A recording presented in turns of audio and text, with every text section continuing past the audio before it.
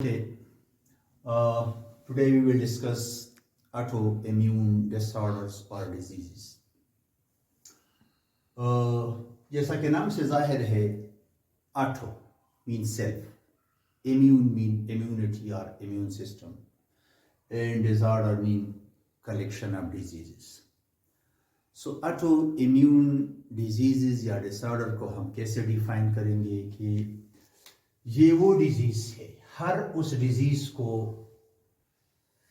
जो अपने ही बॉडी के इम्यून रिस्पांस की वजह से हो, और वो इम्यून रिस्पांस किसके खिलाफ हो? अपनी ही बॉडी के नॉर्मल सेलों के खिलाफ हो। अगर अपने बॉडी का इम्यून रिस्पांस अपने बॉडी के नॉर्मल सेलों, नॉर्मल टिश्यू या नॉर्मल ऑर्गन्स के खिलाफ आए और उससे जो डैमेज पैदा होगा, उससे जो बीमारी पैदा होगी, उससे जो डिजीज पैदा होगी, ऐसे डिजीज को कहते हैं ऑटो इम्यून डिजीजेस और डिसऑर्डर्स। अब आपको पता होना चाहिए, पहले प्रीवियस लेक्चर में हम पढ़ चुके हैं कि इम्यून सिस्टम का काम बॉडी को डिफेंड करना है, बॉडी को प्रोटेक्ट करना है, बॉडी का डिफेंस करना है अगेंस्ट द पैथोजेंस, या अपने ही उन सेलों को मारना है जो वायरली इन्फेक्टेड हो, या अपने ही बॉडी के कैंसर सेलों को मारना है, और वो नॉर्मल फंक्शन था उसका। यहाँ एबनॉर्मेलिटी क्या है कि अपना ही इम्यून सिस्टम ऐसे सेल पैदा करता है, ऐसे एंटीबॉडीज पैदा करता है, ऐसे लिम्फोसाइट्स पैदा करता है, ऐसे नेचुरल किलर सेल पैदा करता है जो अपने ही बॉडी के नॉर्मल सेलों को मार रहा है। सो अगर अपनी ही बॉडी के नॉर्मल सेलों के मरने का वो बायस बन रहा है, तो जो बीमारी पैदा होगी, ऐसी बीमारी को हम ऑटो इम्यून डिजीज या डिसऑर्डर कहेंगे। अब जहन में क्वेश्चन उभरता है कि क्यों ऐसा होता है, क्यों अपना ही इम्यून सिस्टम अपनी ही बॉडी का दुश्मन क्यों बनता है, और क्यों अपनी बॉडी को नुकसान पहुंचाने पे तुला हुआ होता है। सो इसके मुख्तलिफ काजेस हो सकते हैं, लेकिन नॉर्मली इम्यूनोलॉजिस्ट कहते हैं कि मेजर काज अक्सर ये होता है कि अगर किसी बॉडी पे कोई ऐसा वायरस या कोई ऐसा बैक्टीरिया या कोई ऐसा पैथोजन अटैक कर ले, जिस पैथोजन के सरफेस पे कोई ऐसा रिसेप्टर हो या ऐसा प्रोटीन हो जो हमारे बॉडी के किसी नॉर्मल सेल के सरफेस पे प्रोटीन के साथ मैच कर रहा हो, सो हमारी बॉडी उस पैथोजन के उस प्रोटीन के खिलाफ एंटीबॉडीज बनाती है, तो वो एंटीबॉडीज फिर हमारे अपने सेल को भी मारना शुरू कर देता है। So this is one of the cause है, और ये एक एज्यूम काज इन्हें हो सकता है, मे बी जेनेटिक काजेस हो सकते हैं, एनवायरमेंटल हो सकते हैं। अब उस एंटीजन को हम कौन सा एंटीजन कहेंगे? बॉडी के उस एंटीजन को, या उस नॉर्मल रिसेप्टर को, या उस नॉर्मल प्रोटीन को जिसके खिलाफ बॉडी का अपना इम्यून रिस्पांस आता है, उस एंटीजन को हम ऑटो एंटीजन कहते हैं। ऑटो का मतलब सेल और एंटीजन का मतलब हर उस एजेंट को which can stimulate, which can instigate the immune response, हम उस एजेंट को हम एंटीजन कहते हैं।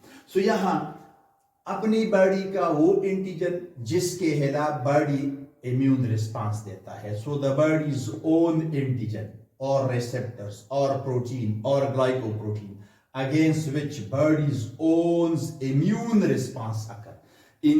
उस प्रोटीन को हमारे बॉडी के सेल के सरफेस पे, या उस ग्लाइकोप्रोटीन को, या उस रिसेप्टर को हम ऑटो एंटीजन कहेंगे जिसके खिलाफ हमारे बॉडी का अपना इम्यून रिस्पांस आता है।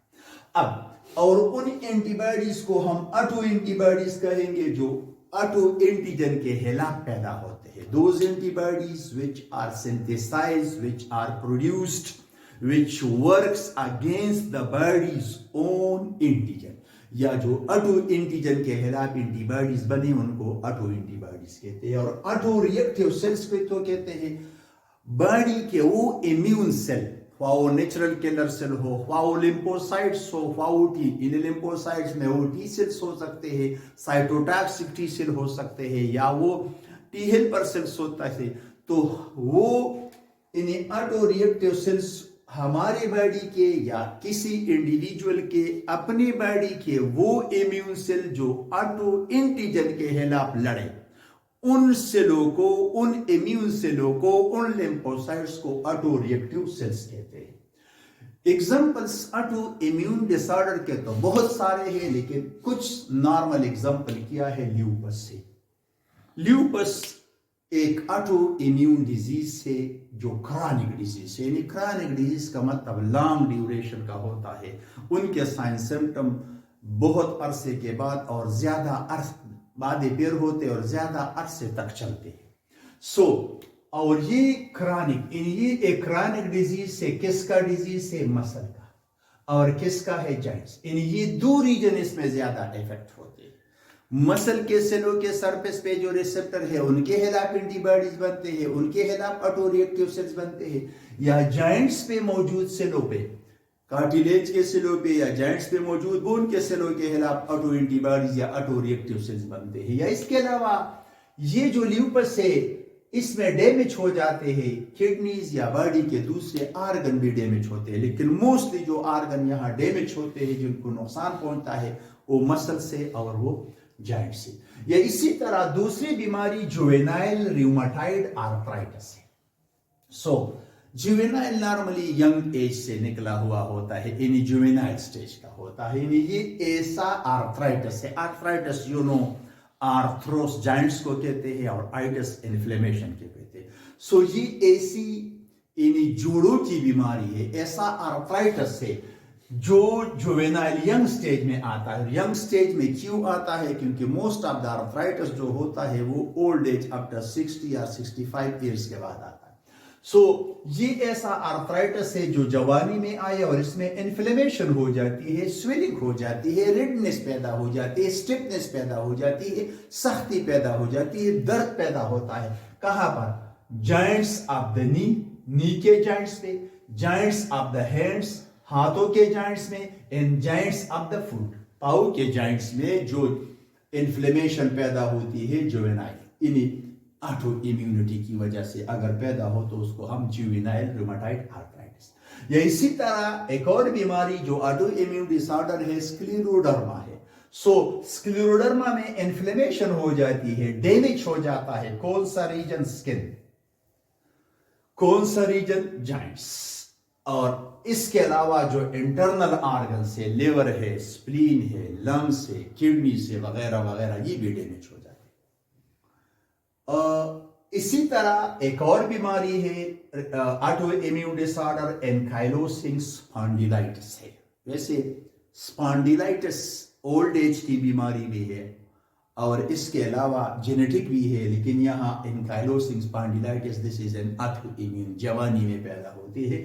انفلیمیشن آف دا اسپائن اور ورٹیبری انفلیم ہو جاتے ہیں، جوائنٹس یا باڈی کے دوسرے جوائنٹس انفلیم ہو جاتے ہیں، وہاں سویلنگ پیدا ہوتی ہے، وہاں درد پیدا ہوتا ہے، وہاں سختی اسٹفنس پیدا ہوتی ہے، وہاں مومنٹ امپاسبل ہو جاتی ہے، یا مومنٹ میں پرابلم پیدا ہوتا ہے، سختی پیدا ہوتی ہے۔ اب ایسی بیماری اینکائلوسنگ سپانڈیلائٹس ہے۔ اسی طرح جوینائل ڈرمیٹومائسائٹس ہے، یعنی یہاں جوینائل کا ورڈ دوبارہ ینگ ایج والی مسئلہ پیدا ہوا، کہاں؟ ڈرم میں، سکن میں، اور مائسائٹس یعنی مائس پرٹیننگ ٹو سکن، انفلیمیٹم مسلس، انفلیمیشن، آئٹس میں انفلیمیشن۔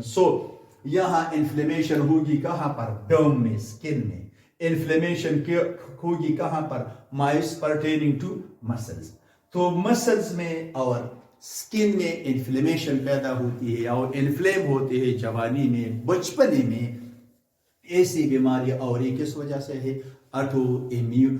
آٹو امیونٹی کی وجہ سے ہے، اپنے باڈی کے امیون رسپانس کی وجہ سے ہوتا ہے۔ تو یہ جو جتنے بھی بیماریاں پیدا ہوگی باڈی کے اپنے امیون رسپانس کی وجہ سے، اپنے باڈی کے نارمل سیلوں کے خلاف۔